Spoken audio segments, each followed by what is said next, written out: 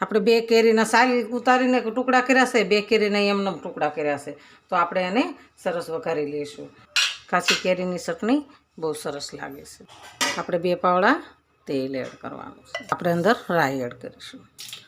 રાઈ આપણી ફૂટી જાય એટલે એમાં જીરું નાખીશું અડધી ચમચી. પછી આપણે વરિયાળી નાખીશું અડધી ચમચી.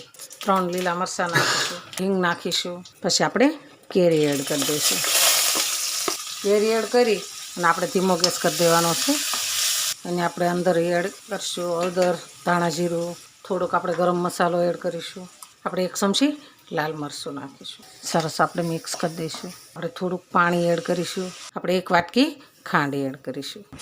ઢાંકી દેવાનું છે અને ધીમા ગેસે ચડવા દેવાનું છે. આપણે હવે ચટણી જોઈ લઈશું. હા, એકદમ મસ્ત બની ગઈ. હા, આપણી ચટણી સરસ તૈયાર છે. આ લોકો ખાવા જો આ મારો વિડીયો ગમે તો લાઈક, શેર અને સબસ્ક્રાઈબ કરી દેજો. રાધે રાધે. આપણે આને નીચે ઉતારી લઈશું.